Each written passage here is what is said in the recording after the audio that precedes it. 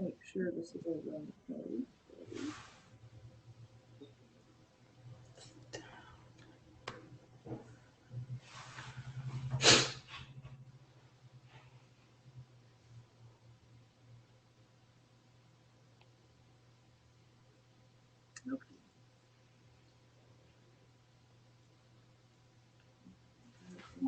What is this?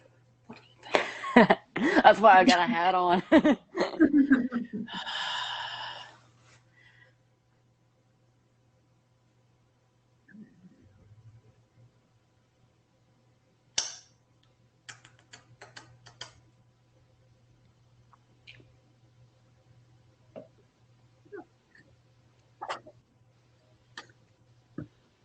All right. Hey, we got 6 people here. That's good. Hey. Wow. Hi, 6 people. That's kind of terrifying. Oh, you'll be fine. Everything's fine.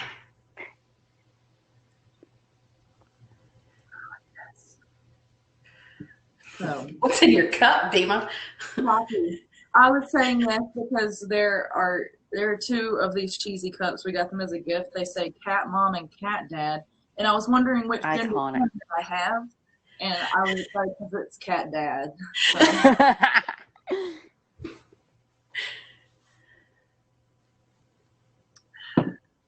All right, I'm gonna start talking. Hello, I am Dima, and I'm one of the leaders of Equality Shoals.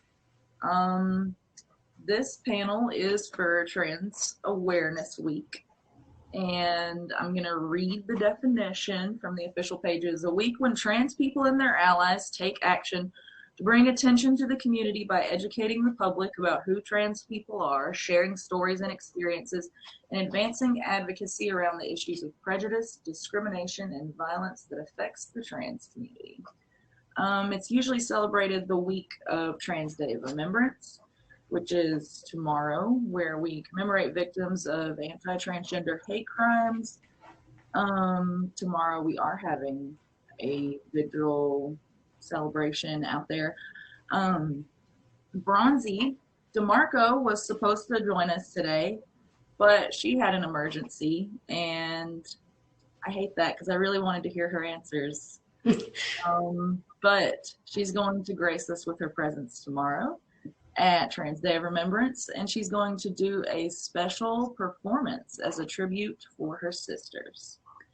So don't miss that. That's at 6 p.m. tomorrow at Wilson Park.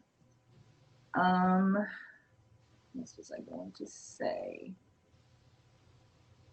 We're super grateful to Brittany and Violet and Kai for taking the time out of their day to participate in this, and everyone who's watching too. It's also like very brave of y'all, because being openly and visibly a trans person on the internet is really scary, especially here in Florence when we've got all sorts of wild people coming after us over statue and justice stuff and Trump. Yeah. So let's if we have any trolls on this, I'm gonna block them. So yeah, if they ever have bad comments, they're gonna be gone. I'm not on this panel, even though I'm trans. I'm just here for tech. So I'm gonna say all that. And if there's ever a time that you don't feel comfortable answering something, just don't answer it. Just be like blunt and honest. This is to educate allies, but the well-being and comfort of our trans people is more important than that. So we also just want to say that we do recognize that we're all white right now, and we are a very small slice of the trans community in the Shoals. There are so many trans people here, and there's no way I can do a panel with like 40 people. So we've just got a tiny little slice, and they're going to tell you about their experiences by answering questions that some of the questions you guys sent in, or y'all sent in, sorry, from the anonymous question form, and some of them we kind of came up with ourselves. I'm going to hand it over to Brittany now. Okay. Hey everybody, I'm Brittany. I'm also on the board of Quality Shoals, and I'm super stoked to be moderating another one of these panels. The last one, the ACE panel that we did, I felt like was really great and offered us some really good insights. So I'm hoping that, not hoping, I know that we'll get the same from this. All right, so first of all, we have Kai. Kai is a 19-year-old trans non-binary individual that goes by any pronouns. They've lived in Florence, Alabama all their life and currently work in the healthcare field. It is their belief that they've had a very unique experience as a trans person and would love to share anything they can to help. And then we have Violet. Violet is a musician, an occasional vlogger, and an active professional.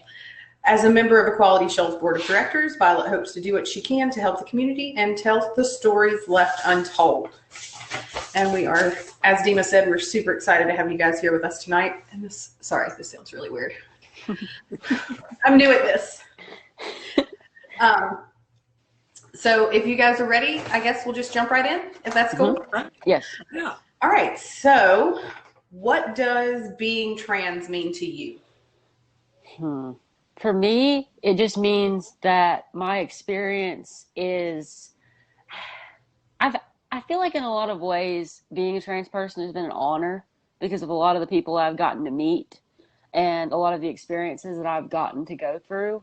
It, of course, isn't easy, but I believe being trans for me, the most beautiful part of it is being able to help other people with what I've gone through that are maybe just now coming out or coming to terms with gender expression and just finding out who they are. And the things that I go through and the things that other trans people go through, I feel like there's a really wonderful moment when you're in the community to be able to speak with others and really bond over what you've gone through.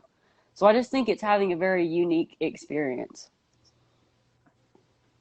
Yeah, that's great. That's great. To me, it really means that I tried being a dude for 29 years and it didn't work. And I was like, oh, let me try the opposite. And the opposite works, it turns out. There you go. Let's see.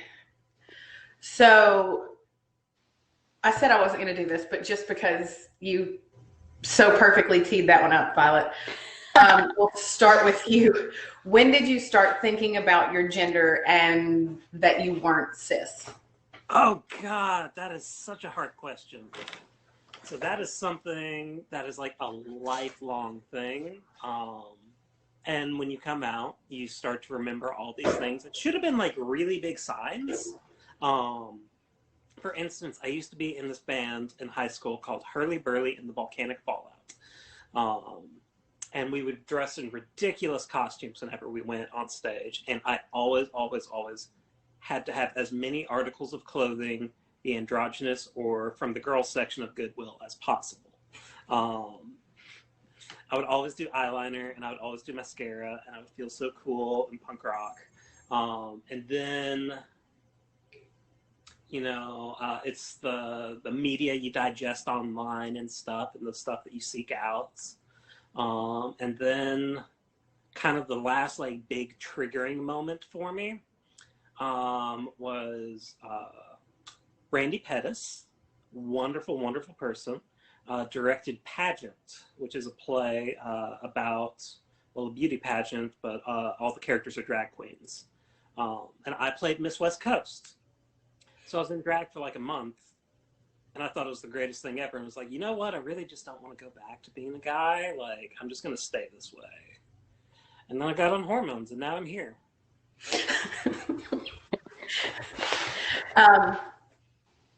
So Kai, what about you?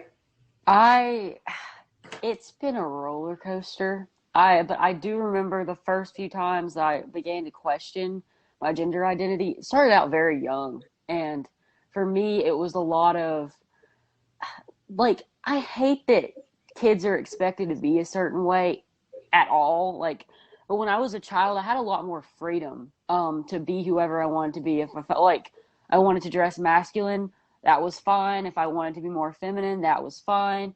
But when I got into like elementary school and like high school especially, I was very much expected to be a certain way, and I was referred to constantly with like as a female, and that just really, when that happened and I realized what was expected of me consistently wasn't how I felt, there was an extreme disconnect there. And I've struggled for a really long time, starting from a young age, but just, I believe, I guess, around teenage years when you're going through high school and people aren't necessarily always the most kind, which is kind of putting it lightly. That was when I really started to realize that I was different. Yeah, high school sucked. Yeah, definitely. I feel like as a queer person in the South, if you can get through high school and be like, man, that was just an excellent experience. No. Every other queer person would look at you and be like, cool, you're a liar. Yeah. So, and again, if you don't feel comfortable answering, you absolutely don't have to, but do you feel like someone has to go through HRT, which is hormone replacement therapy, to be trans? I personally don't. I really, because I have a unique experience because I actually went through hormone replacement therapy. I started in October of last year, and I'm not going to lie to you. I, for a really long time, truly believed I was strictly female to male trans guy. That was what I labeled myself as for a really long time. But then I kind of had hormones on this like really high pedestal where I felt like once I went on them and once I passed, I would suddenly just, all my problems would go away and that I would just think so highly of myself. But when I went on hormones and the changes really started to set in, I realized that I was using them the wrong way and was trying to cover up that really wonderful part of myself that was feminine on some days, masculine on others. And that was when I really started to accept being non-binary and realizing that if I didn't feel like I needed hormones, then I didn't have to be on them. So I genuinely think that it's different for everyone. Yeah, definitely. And like, here's the thing, not everybody can take hormones. Like some people it's just outright unhealthy for. And that doesn't make their experience any less valid. So like, or hormones and healthcare in this country is expensive. It's kind of terrible. So it's not accessible directly to everybody. And that doesn't make them any less valid. And some people are just happy without hormones. And I'm jealous of them. But it's all good for them. I love hormones, but that is mine. Yeah, I'll chime in here. I am a trans person not on hormones. So I love that question because I think it's the term we call trans medicalism, where there are people who believe that to be trans, you have to be undergoing a medical transition. You have to have dysphoria, and that's why it's expensive for one. And there's like, I personally, like, I don't want to, I'm scared of like the mental health things about going on hormones. I already have like a mood disorder, and I don't want to add testosterone on top of that. Yeah. Like weird body image, weight issues, just to get like super personal too. It's like, me too. I have to sacrifice my whole like body shape or whatever.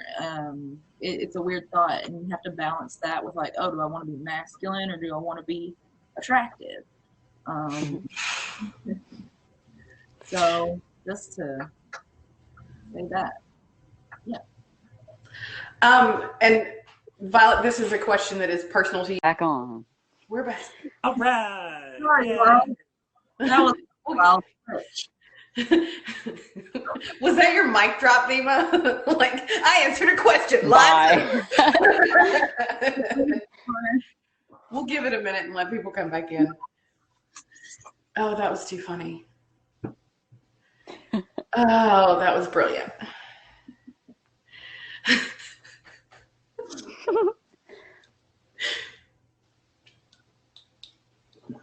Okay. Crap. Okay. You're doing so well. It's fine. Fine. Everything's fine. People are coming back. They will be here. Can I shoot? And I'm going to stop messing around. I was going to try to share it while we're waiting and then decided that that would be a poor choice. All right. So now that we've got a few people back, Violet, what I was going to ask is just to help allies better understand, like, because you've chosen to do HRT, that's something that you'll do for the rest of your life, correct? Absolutely, absolutely. Especially dealing with M to F, male to female. Estrogen is nowhere near as potent, and the changes don't last. Like testosterone gives you facial hair that doesn't go away. Estrogen changes your body shape, but if I were to go off with it, it would change right back because of the testosterone in my body. So that is something I will be doing the rest of my life. Thank you. Okay. So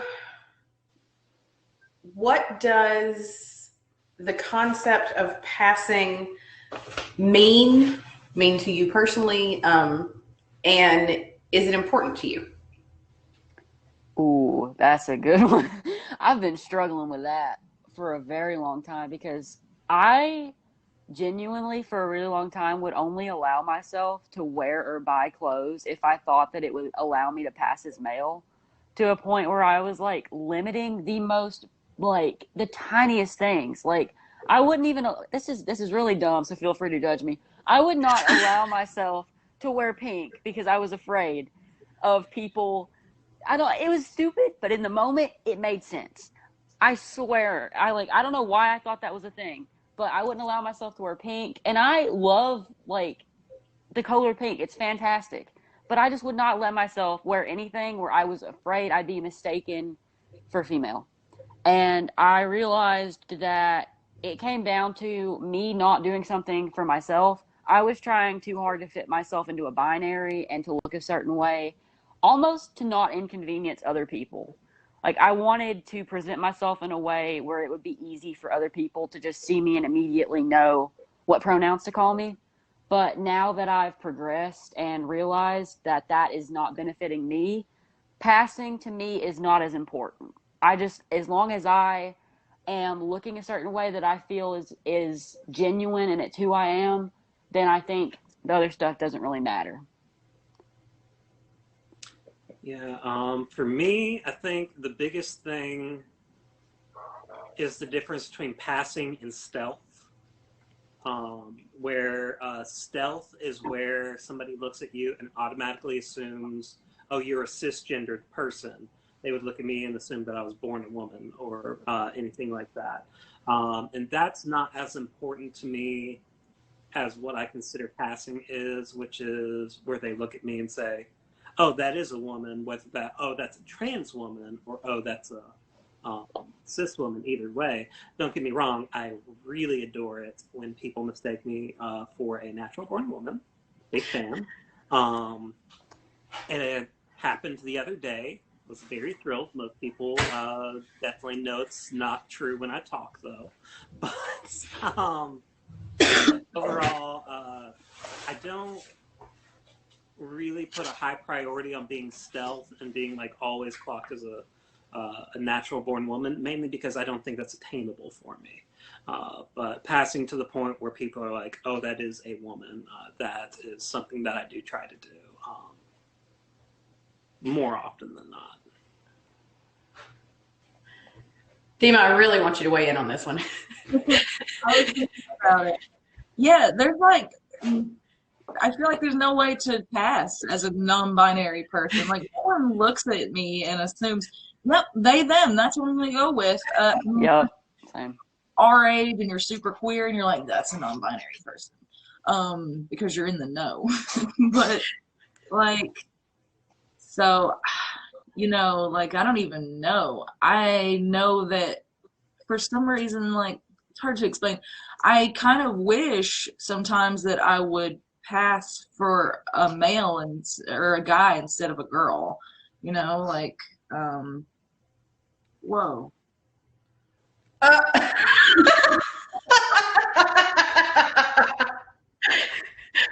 What?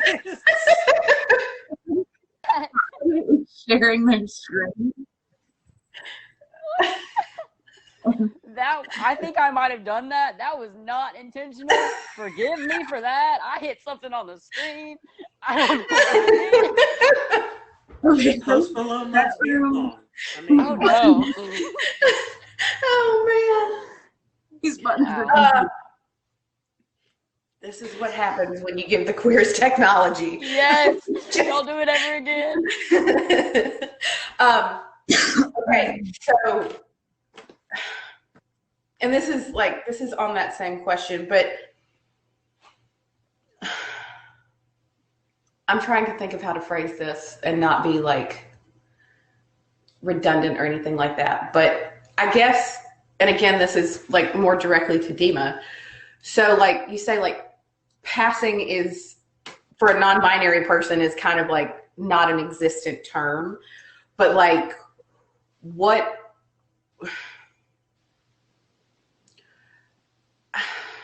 I guess, like, what's your goal presenting as a non-binary person? Like, I guess my question is, would you rather be acknowledged as, like, be immediately identifiable? And that, would you rather have people that were like, oh, that's a non-binary person, or would you rather people just mind their own fucking business and not worry about it? In an ideal world, none of us would assume the gender of anyone unless we already know. And so, yeah, that's what I would like. But in the world that we live in, I would much rather people see me and be like, oh, that's a masculine person for some reason. Because I hate when people see me as a girl or a woman. Me too. And that's what I call myself, trans. But yeah, it's super complicated to think about. Basically, I just don't want to be seen as a woman instead of more like wanting to be seen as something else. Like, I'll take anything else. Just. Me too. Gotcha. Okay, and we've already kind of gotten into this. So I'll just kind of rehash the first part of this question. So obviously, Kai, Dima, you identify as non-binary. Mm-hmm. And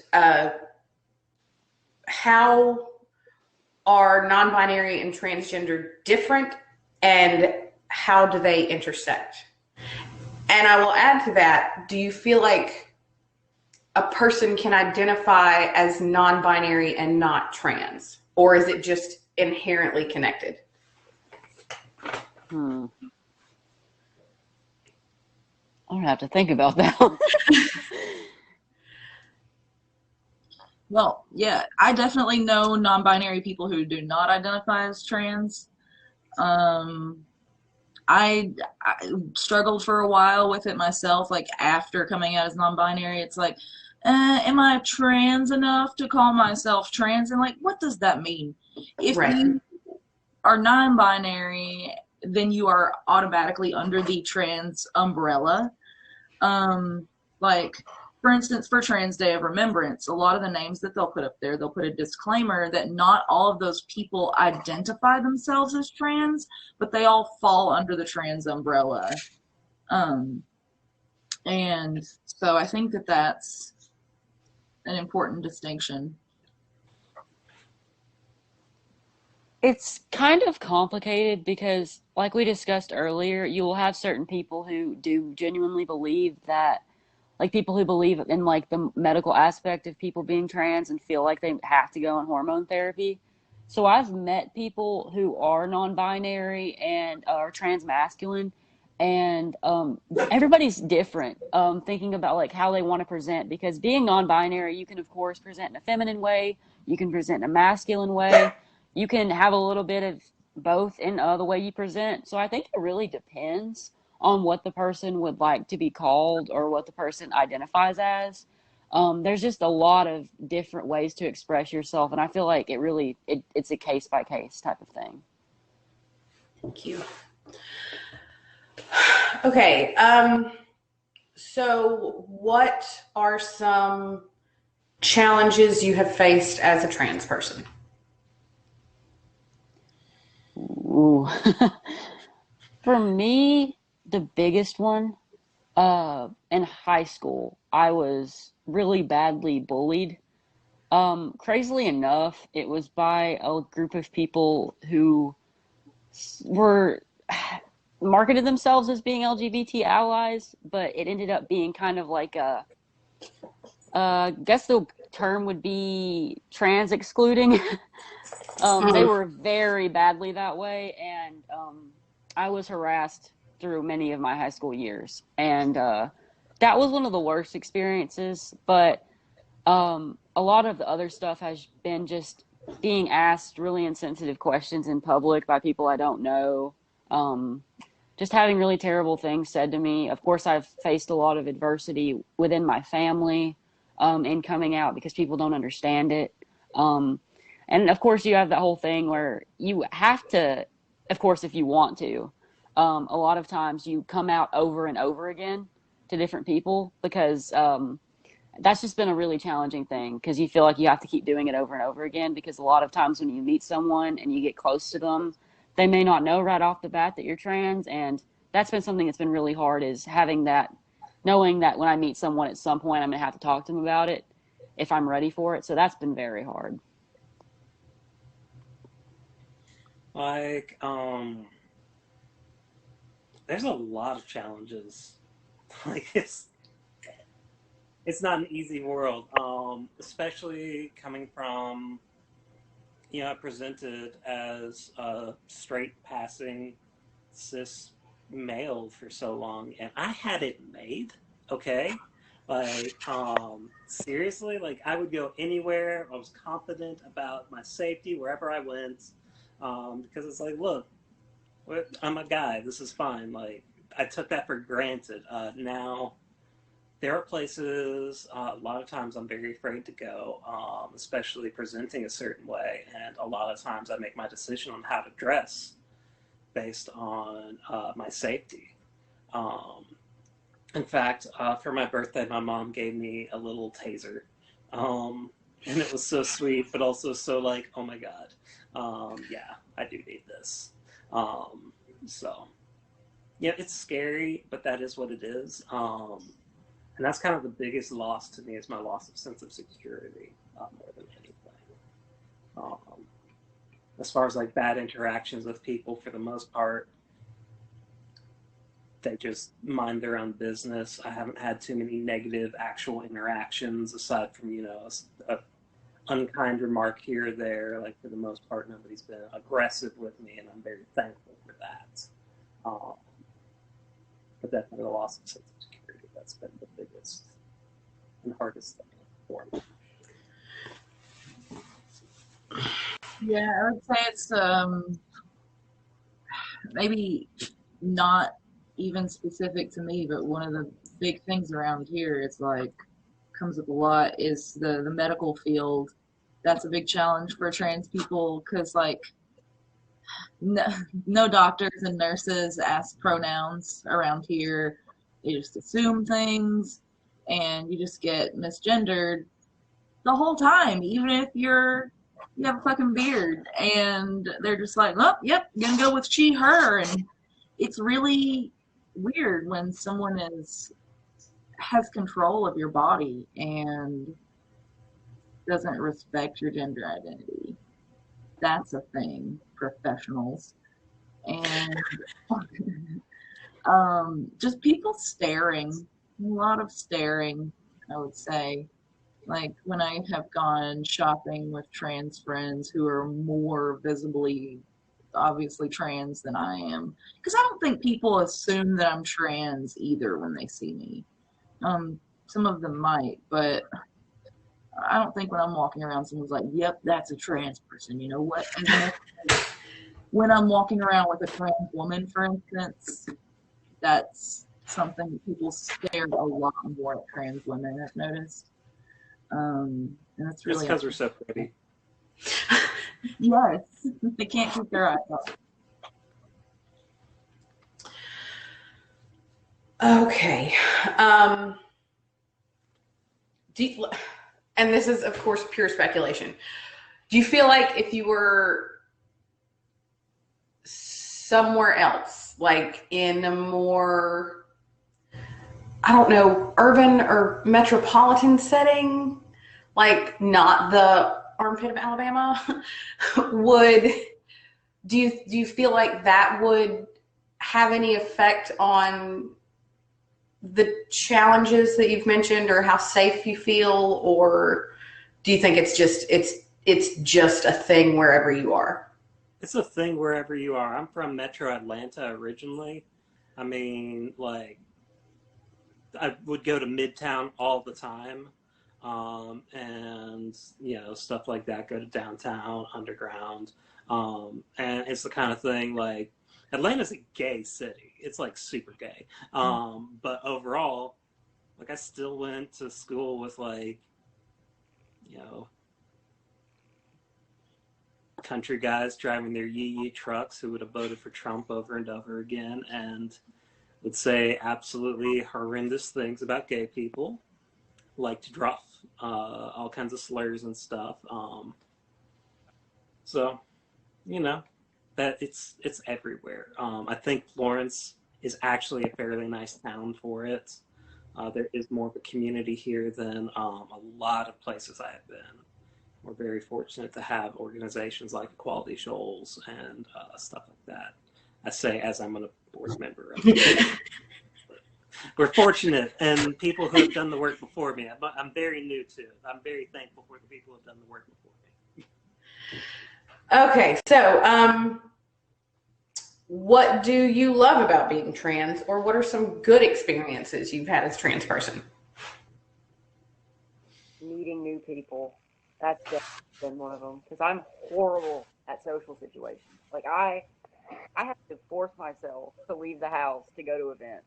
But now that I've started going to them and realized that I shouldn't be afraid of everyone, I think that I've gained a lot. So I feel like that's a really good thing, because being able to be surrounded by people who've had the same experiences as you, like, you will meet so many people and you have such crazy similarities with them. Like something as simple as like going to a meetup with other trans mass people and just bonding over the fact that you all have terrible posture. Just things like that. Like little small things like that are so great. Yeah, for me, there's so much. It's definitely the people that you meet in the community and everything. I've got some of the best friends in my life just here recently after coming out. And it really strengthens the relationships with the really good friends that you had before. Like you definitely get a very strong sense of who's got your back and who's actually your family and all of that. And that's a really wonderful thing to figure out. And definitely just being on hormones, seeing your body change and become what you want it to be more in your head, how you see yourself. And little things like my friend Madeline did my eyebrows last night. For the first time I had my eyebrows done. And I just like nearly cried. I loved it. It was so great. And I was like, oh my God, thank you. You're so kind. So that was somebody who is my friend, who is my family, and doing this affirming thing for me all in one. And it was so wonderful. That's the kind of stuff that I love about being trans.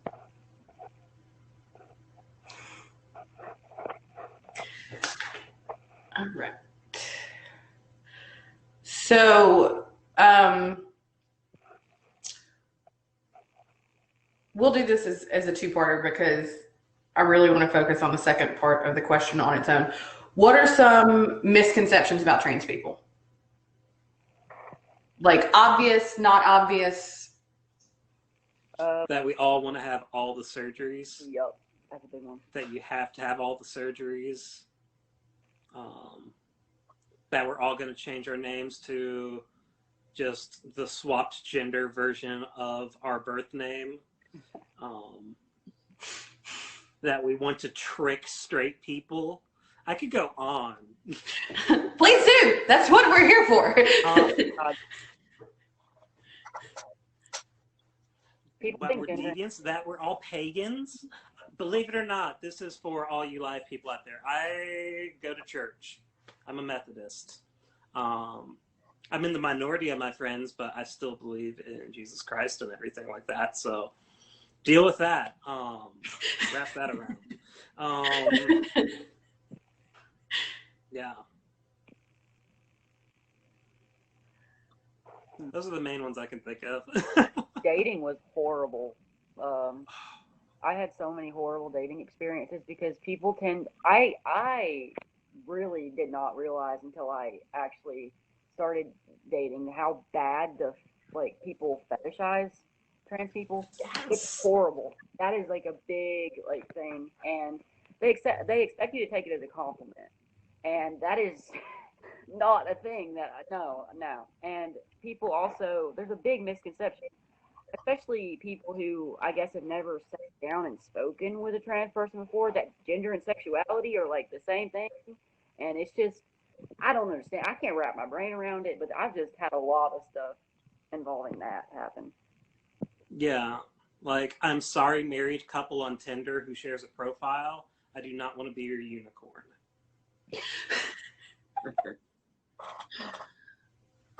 I think one of the big misconceptions is that people think all trans people are just sad. That we're just down all the time, that we have trans meetups so that we can cry and just talk about our gender misery. Someone said, I don't want to come to that and sit around and cry and talk about gender sadness. Gender sadness. Medical term. Gender. New band name, Gender Sadness. That's going to be my consistent answer whenever I don't want to talk to people and they're like, what's wrong? I've got the gender sads. I can't. Like, what? Human beings are ridiculous. Okay. So, the other part that I wanted to focus on, what do you wish people would not, full stop, hard, just no, would not ask you? Stop asking me about what I'm doing with my genitals. Same. Stop. I don't ask you about yours. Oh my God. At any time that oh geez. Okay, so my partner, people ask me all the time if he knows, that I'm different. Does he know, does he know about all of it? Does he know that you're different? And it's just, whoo, it's bad. And I've gotten that so often.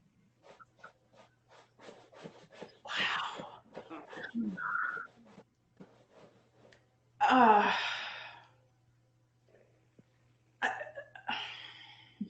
Also, going back to the last question, I wish that people would stop asking me to join their married person weird thing.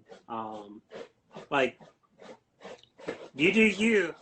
That's great, and I might join you, but you got to get to know me first, at least. Buy me a drink.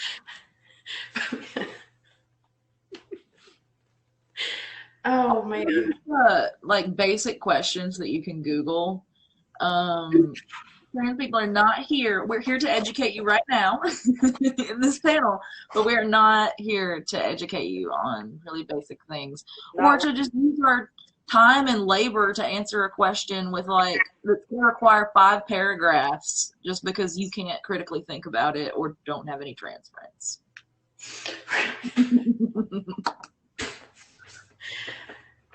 Yeah, it seems like there's a direct correlation between a certain portion of the population whose go-to comment is, do your research, and an absolute inability to do anything remotely resembling research or education for themselves when we all carry computers around in our pocket all the time.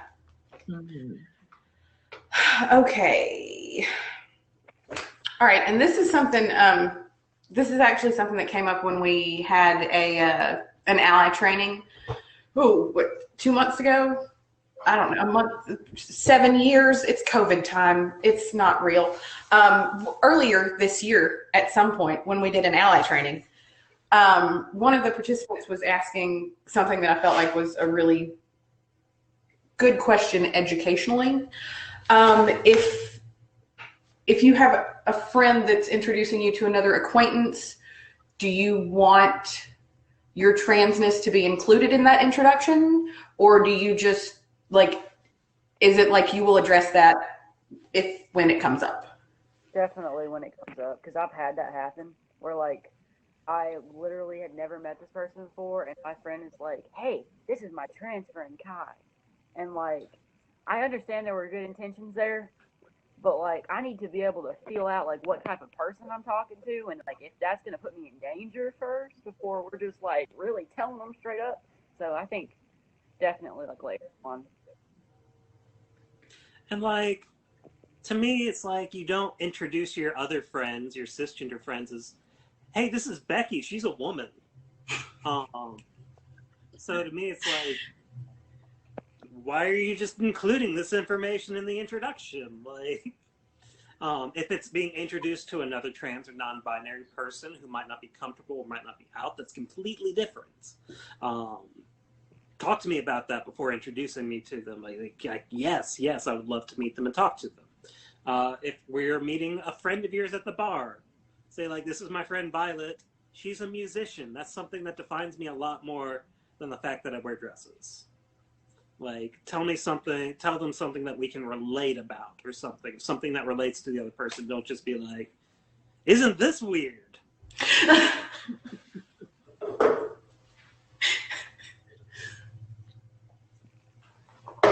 All right. Is there anything else that we have not touched on that y'all want to talk about that you wish more people knew, or that you think people need to hear? I just feel there's just a really big problem with what I've noticed or what I've experienced lately with feeling people around me, and this may just be an experience that's unique to me, often police the way I present.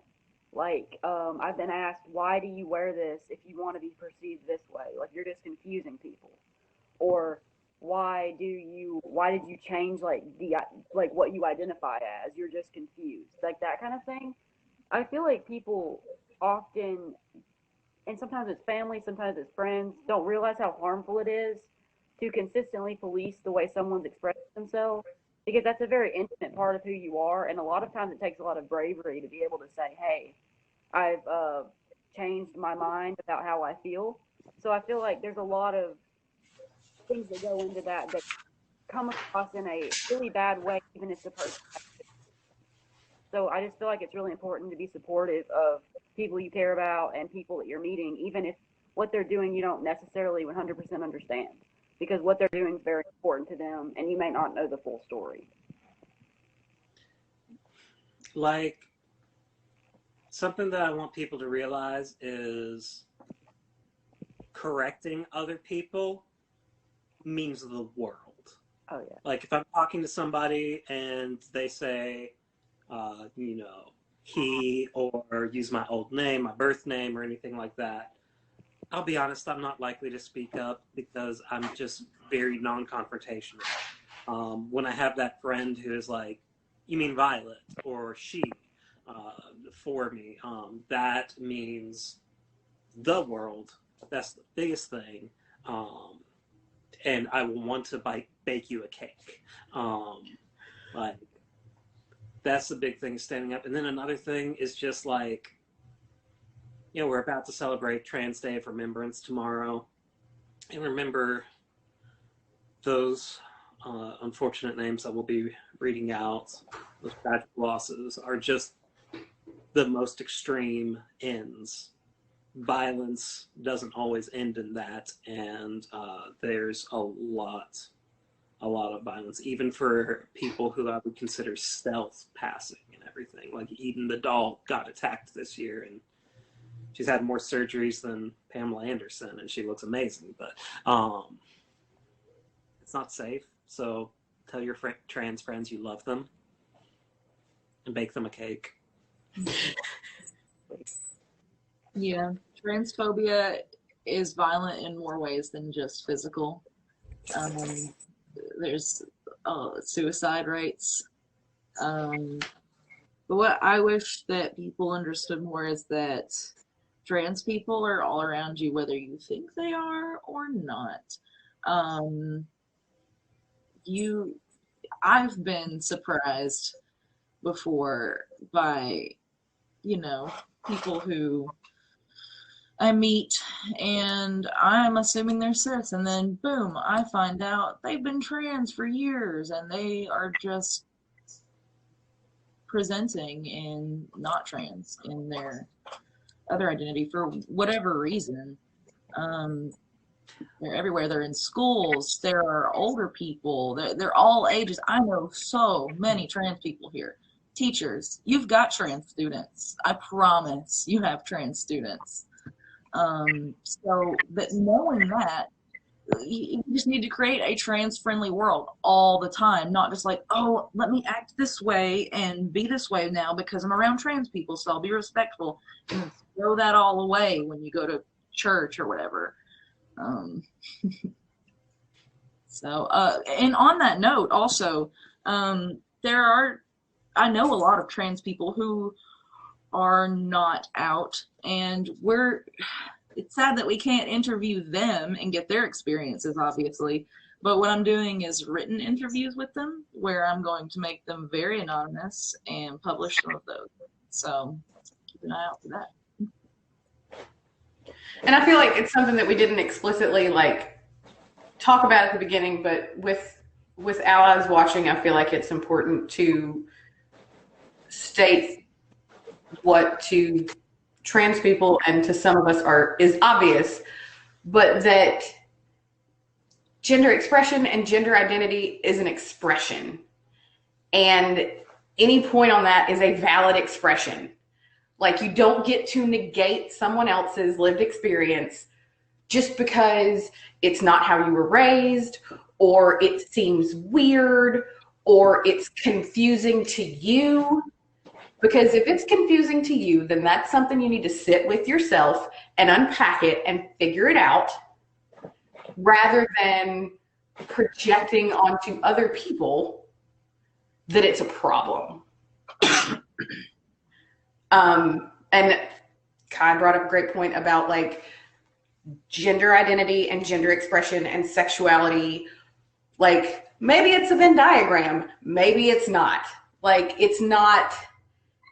It's not necessarily, in the ACE panel we talked about neat little boxes. It's not neat little boxes. Human gender identity and human sexuality are messy and dog tail. The dogs are everywhere. But I feel like that's something that allies need to be more active in, is affirmation of, like Violet said, you're loved, you're valid, you are valuable. Kai, I wish that I was 1/10 as well-spoken and composed when I was 19, because I was a hot mess. I am very nearly exactly twice your age.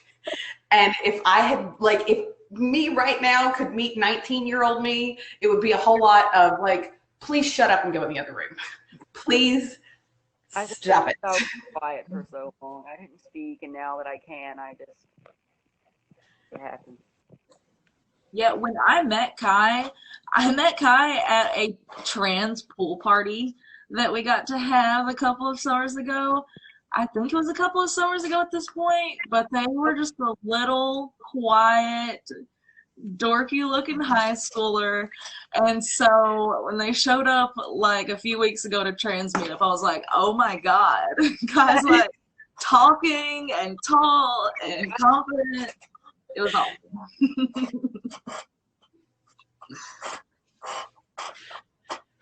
All right. Well, we've got the vigil tomorrow at 6 p.m. at Wilson Park. And I know that at Quality Shoals, we're sharing resources throughout the week regarding the Trans Awareness Week. And is there anything else, Dima, before we wrap up? That's it. We'll see everyone tomorrow. And yeah. That's all. Thank you so much, guys. Thank Bye. you. Bye.